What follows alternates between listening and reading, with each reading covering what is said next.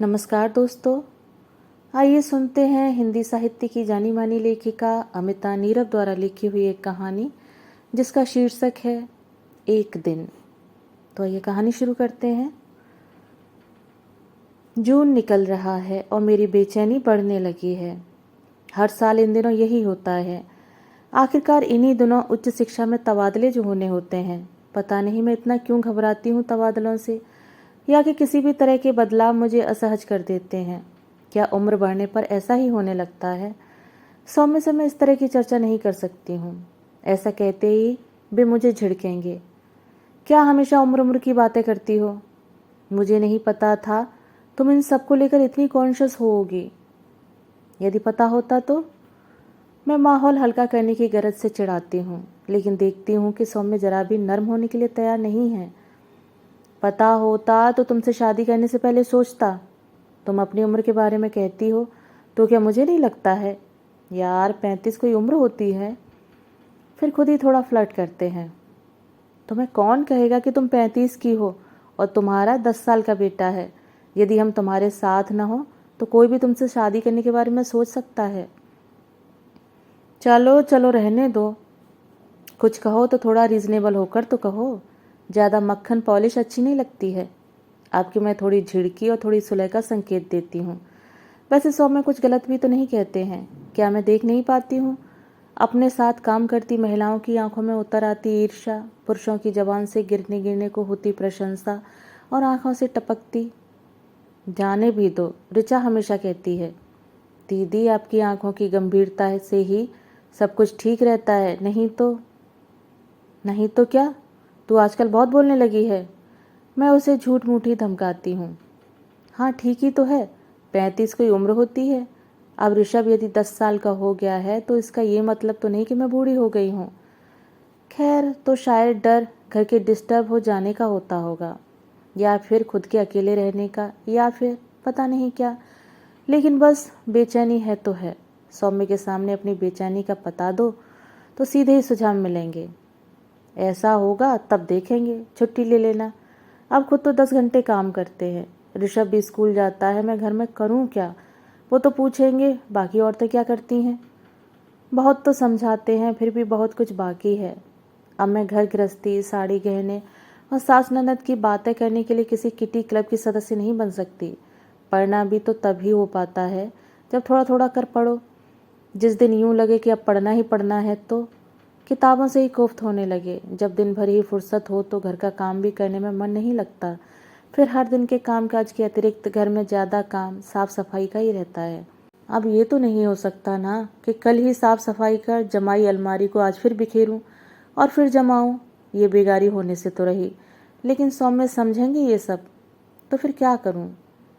अब जब तक अंतिम रूप से ट्रांसफ़र लिस्ट आउट नहीं हो जाती है, इसे तो सहना ही है। कॉलेज शुरू हो तो अरुण को फ़ोन करूं, उसे फ़ोन करो तो वह भी यही कहेगा, दीदी लिस्ट आने तो दो, मैं सब संभाल लूँगा। तो फिर क्या करूं? सहना ही होगा। बस आधी रात को खुली नींद में यही उधेड़ बुन चल रही थी। ऋषभ थोड़ा कुनमुनाया तो उसकी पीठ पर हाथ रखा।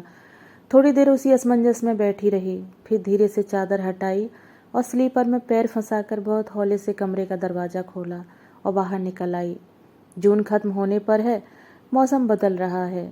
4 दिन से थोड़ा थोड़ा रुक रुक कर पानी बरस रहा है। आज दिन में ही थोड़ी धूप निकली थी, लेकिन शाम होते होते बादलों की आवाजाही शुरू हो गई। आखिर आषाढ़ भी आधा निकल गया है। बाहर बूंदाबांदी हो रही थी। बालकनी में कुर्सी लगाकर बैठ गई। यहाँ आकर थोड़े सुकून का एहसास हो रहा था। बेचैनी थोड़ी कम हुई थी। पता नहीं कितनी देर यूं ही बैठी रही थी। जब सौम्य ढूंढते हुए बाहर आए तब इस बात पर ध्यान गया कि फुहारें तेज बारिश में बदल चुकी हैं। क्या हुआ, यहाँ क्यों बैठी हो? नींद नहीं आ रही क्या? सौम्य ने चिंतित होकर पूछा। कुछ नहीं, दिन में फुर्सत होती है तो सो लेती हूँ, फिर रात में गहरी नींद नहीं आ पाती है। बहुत देर से जाग रही थी, बारिश की आवाज़ सुनी तो बाहर आ गई। मैंने उन्हें समझाते हुए कहा, पिछले साल राखी पर माँ का दिलाया हुआ ग्रीन लहरिया पहना था। अपने ड्रेसिंग टेबल के ड्रॉअर में बिंदी वाले खाने में बहुत ढूंढने के बाद मुझे कलर्ड बिंदी का पत्ता मिला था। बाल धुले हुए थे तो यूं ही कंघी कर ली थी। यूं कंधे से थोड़ा नीचे उतरते बालों को भी खुला रखना मुझे सुविधाजनक नहीं लगता है। झटपट पोनी बांध लेती हूँ। हाँ, जिस दिन बाल धुले हों तो सूखने के लिए खुले छोड़ने पड़ते हैं, फिर भी सूखे नहीं कि तुरंत बांध लेती हूँ। यूं लगता है कि आज़ादी बाधित होती है।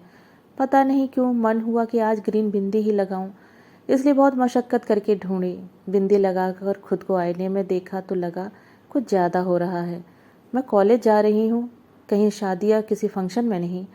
पता नहीं क्यों अपने दिखने को लेकर मैं थोड़ा ज़्यादा ही कॉन्शियस रहती हूँ। कोई नोटिस न करे तो लगता है कि बच गए, लेकिन ज़रा सा भी नोटिस की गई तो दिन भर कुछ अटका सा लगता है। इसलिए कपड़ों के रंगों को छोड़कर खुद पर और कुछ भी अतिरिक्त लगने नहीं देती हूँ। तो फिर हरे रंग की बिंदी हटाकर वही ब्राउन बिंदी लगाई और निकल पड़ी। आज कॉलेज का पहला दिन जो है, दिन भर एडमिशन की सरगर्मी रही। इसके बीच में ही समय निकालकर छुट्टियां कैसे गुजरी, इस पर भी बातचीत होती रही। फिर बातचीत आकर उसी असुविधाजनक विषय पर रुक गई, ट्रांसफ़र। इस बार कॉलेज में ट्रांसफ़र का डर मेरे साथ साथ ऋचा, मिसेस गुप्ता और महावीर जैन को भी है। हम चारों को ही इस कॉलेज में 3 साल से ज़्यादा हो चुके हैं। मुझे एक राहत ये लगी कि चलो हम सारे एक ही कश्ती के मुसाफिर हैं। जब से सुना है कि लिस्ट तैयार हो गई, तब से पता नहीं कैसी तो टूटी टूटी सी नींद आती है और रात भर ऊट पटांग सपने आते रहते हैं। आज तो हेड क्लर्क चौरसिया ने बताया कि लिस्ट आज रात को या फिर कल तो पक्के में निकल ही आएगी। हे भगवान, हे भगवान, 24 घंटे लगी रहती है। रात को जैसे ही लिस्ट निकली, जिसका डर था वही हुआ। ट्रांसफ़र की खबर सुनते ही दिल बैठ गया। सौम्या ने सुना तो वो भी थोड़े परेशान दिखाई दिए। अरुण को फ़ोन करता हूँ, तुम तो छुट्टी की एप्लीकेशन दे दो, सौम्य ने कहा। अरे अब आज तो रुको, कल करेंगे। उसे भी जो करना होगा वो कल ही कर पाएगा ना। अब नौकरी कर रहे हैं तो इन चीज़ों से घबराने से क्या फ़ायदा। फिर कोई दूर तो है नहीं। अरुण जिम्मेदारी से कर ही देगा। ज़्यादा मुश्किल आएगी तो फिर सोचेंगे छुट्टी लेने के लिए। मैं सौम्य को समझा रही हूँ या खुद को, खुद ही समझ नहीं पा रही हूँ। सुबह अरुण को फ़ोन किया तो उसने कहा, मुझे पता है दीदी, मैं कोशिश कर रहा हूँ और हो जाएगा। आप चिंता मत करो, मुझ पर विश्वास करो। लेकिन मैं क्या करूँ, ज्वाइन करूँ या ना करूँ? मैंने बहुत हताश होकर अरुण से पूछा। ज्वाइन तो कर ही लें, यूँ भी दूर ही कितना है, कुल 45 मिनट का तो रास्ता है। अब क्या है कि सरकारी काम है, आप तो जानती ही हैं। उसने बात समेटी। आखिरकार नए कॉलेज को ज्वाइन कर ही लिया। ऋचा का भी ट्रांसफ़र हुआ है तो वो भी अप डाउन कर रही है। हम दोनों साथ ही ट्रेन पकड़ते हैं। मैं पहले उतरती हूँ, उसे आधा घंटा और लगता है। धीरे धीरे और भी अप डाउनर्स से मुलाकात होती चली गई। कुछ तो कॉलेज का ही स्टाफ है, खुद प्रिंसिपल भी हमारे साथ ही अप डाउन करते हैं। कुछ बैंक में काम करने वाली लड़कियां हैं। कुल मिलाकर एक आध महिला ही मेरी उम्र की है, बाकी 4 और 5 और 24-26 साल की उम्र की लड़कियां हैं। वैसे ज़्यादा असुविधा नहीं है, बस समय साधना पड़ता है। 1.5 घंटे का समय एडजस्ट करने में शुरुआत में थोड़ी मुश्किल आई थी। धीरे धीरे सब ठीक हो गया। समय को बचाने की गरज से साड़ी को तिलांजलि दे दी, सलवार कमीज पहनने लगी। 10 मिनट भी बचते हैं तो कितनी राहत हो जाती है। ये सिर्फ अप डाउन करने वाली शादीशुदा महिला ही समझ सकती है। महीना भर हो गया अप डाउन करते हुए। हर 3-4 दिन में मैं या सौम्य अरुण को फ़ोन लगा लेते हैं। कल रात को ही उससे बात हुई तो उसने दिलासा दिया और बताया कि पैसा भी दे दिया है, मतलब अब आप निश्चिंत हो सकते हैं। बस इसी निश्चिंतता में रात बड़ी गहरी नींद आई और सुबह 15 मिनट देर से खुली। बहुत हड़बड़ी में नहाकर बाहर आई और रेलवे स्टेशन फ़ोन लगाया तो एक राहत की खबर मिली कि ट्रेन आधा घंटा लेट है। चलो थोड़ा इत्मीनान है। जब स्टेशन पहुंची तो पता चला कि ट्रेन 1.5 घंटा लेट हो गई है। सबको ही अपने अपने दफ्तर लेट हो जाने की चिंता थी, लेकिन हम तो निश्चिंत थे। आखिर प्रिंसिपल जो हमारे साथ हैं, अब जिन्हें लेट होने की चिंता हो रही है वो कर भी क्या सकते हैं। ट्रेन तो जब आएगी तब ही आएगी ना। एक एक कर सारी महिलाएं इकट्ठा हो गईं। महिला वेटिंग रूम में तो पैर रखने की भी जगह नहीं है। जंक्शन है तो यहाँ कई मुसाफिर अपने गंतव्य के लिए गाड़ियाँ बदलते हैं, इसलिए रात भर सफ़र कर अगली ट्रेन का इंतज़ार करती महिलाओं से पूरा वेटिंग रूम भरा हुआ है। हर तरफ बेतरतीबी से पड़ा सामान और जैसी जगह हो उसी में खुद को एडजस्ट करके ऊँघती महिलाओं को अंदर ही छोड़कर हम सभी बाहर आ गए। बेंच पर बैठकर सारे बातों में मशगूल थे। बहुत देर से किसी के गाने की आवाज़ आ रही थी। आश्चर्य है कि किसी ने भी इस पर ध्यान नहीं दिया। ध्यान तो मेरा भी नहीं गया था। ये तो बाद में एक छोटी सी घटना से रिकॉल हुआ। जैसे ही ट्रेन के आने का अनाउंसमेंट हुआ, हम सभी ने अपनी अपनी सीट छोड़ दी। जहाँ हम जाकर खड़े हुए वहाँ फिर उसी तरह के गाने की आवाज़ आती रही और फिर आश्चर्य कि हम में से किसी ने भी इस बात पर ध्यान नहीं दिया। आखिरकार पूरे प्लेटफॉर्म को कपाती हुई धड़धड़ाती ट्रेन आ पहुंची। किसी भी तरह के खतरे का कोई सिग्नल नहीं मिला, तो भी सभी रिजर्वेशन के डिब्बे में चढ़ गए। 10:30 बज चुके थे। कुछ यात्री बाकायदा जाग कर नाश्ता कर रहे थे, तो कुछ सो ही रहे थे। हमें जहाँ जगह मिली वहाँ ऊपर की दोनों बर्थ पर लोग नींद निकाल रहे थे। सो नीचे की एक एक सीट तो यूं भी खाली मिल गई थी। फिर थोड़ा थोड़ा सबने एडजस्ट किया तो 2 के बैठने की और व्यवस्था हो गई। सामने की बगल वाली सीट पर बैठी महिलाओं ने भी थोड़ी सहृदयता दिखाई। इस तरह से हम सभी एक ही कंपार्टमेंट में इकट्ठा हो गईं। मेरी सीट पर सबसे पहले शर्मिला बैठी थी, उसके बाद मैं। ट्रेन अभी भी रुकी हुई थी। जब सारे लोग ठीक से सेटल हो गए तो मेरा ध्यान बाहर की तरफ गया। वहाँ एक 22-24 साल का लड़का खड़ा था। वो लगातार हमारे ही कंपार्टमेंट में देख रहा था। जैसे ही मेरी नज़र उधर गई, उसने इशारे से मुझे बताया कि मैं अच्छी लग रही हूँ। मैं एकाएक चौंकी। मैंने शर्मिला की तरफ देखा, लेकिन वो सामने बैठी ऋचा से बातों में मशगूल थी। फिर मैंने ऋचा के पास बैठी अनुभूति की तरफ देखा तो उसने तो बाकायदा आंखें मूंद रखी थीं। मैंने फिर से धड़कते दिल से बाहर की तरफ देखा। वो अब भी वहीं खड़ा था। उसने फिर से मुझे वैसा ही इशारा किया। मेरी धड़कनें बेकाबू हो गईं। मैंने चोर निगाहों से एक बार फिर अपने आसपास देखा, चाहा कि बाहर की ओर ना देखूं, लेकिन फिर भी निगाहें चली ही गईं। वो अब भी वहीं खड़ा था।